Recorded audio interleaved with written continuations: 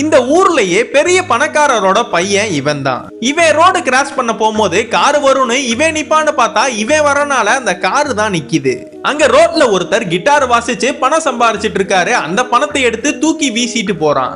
இது மட்டும் இல்லாம ரோட்ல நிக்கிற சைக்கிளை எட்டி உதைக்கிறது, பெயிண்டிங் பண்ணிட்டு இருக்கிறவரோட பெயிண்டிங்க தள்ளி விடுறதுன்னு எல்லாரையுமே டிஸ்டர்ப் பண்ணிட்டே தான் இருக்கான். இவன் ஸ்கூலுக்குள்ள வந்ததும் எல்லா டீச்சருமே இவனை பார்த்து பயந்து உள்ள ஓடுறாங்க.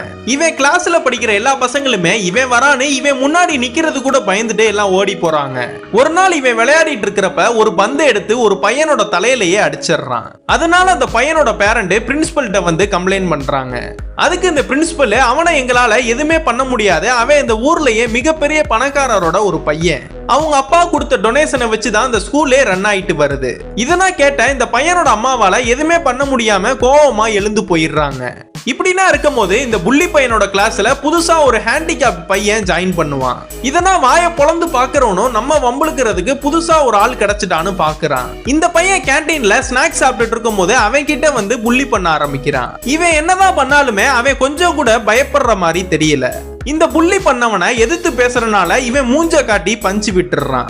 அதனால அந்த பாட்டியும் இந்த ஹேண்டிகேப் பையனை அவங்க வீட்டுக்கு கூட்டிட்டு போய் அந்த புள்ளி பண்றவன் கிட்ட ஒழுங்கு மரியாதையா என் பேரன் கிட்ட நீ சாரி கேளு, நான் இந்த ஊர்லயே மிகப்பெரிய பணக்காரருடைய பையன், இவன் கிட்ட வந்து நான் சாரி கேட்கணுமான்னு சொல்றான். அப்படியே அந்த கேட்டை க்ளோஸ் பண்ண போகும்போது இந்த பாட்டி அந்த கேட்டை மூட விடாம இவனை பார்த்து ஒரு மந்திரத்தை சொல்றாங்க.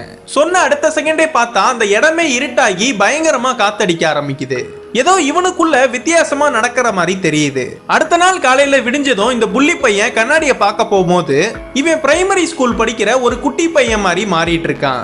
இதெல்லாம் பார்த்த இவனுக்கு பயங்கர ஷாக்கிங் ஆயிடுது. இது மட்டும் இல்லாம இவன் ரோட்ல போயிட்டு இருக்கும் போது யாரையாரனா தொல்லை பண்ணானா அவங்க எல்லாருமே இவனை துரத்தி அடிக்க ஆரம்பிச்சிடுறாங்க. இந்த ஸ்கூல் பசங்க எல்லாருமே இவனை சுத்து போட்டு இவனை அடிக்கிறதுக்காக பயங்கர வெறியா இருக்காங்க. அப்ப இந்த ஹேண்டிகேப் பையன் வந்துதான் இவனை காப்பாத்துறான். அவன் அப்படியே அவங்க பாட்டி வீட்டுக்கு கூட்டிட்டு போய் செஞ்ச தப்ப உணர வைக்கிறான்.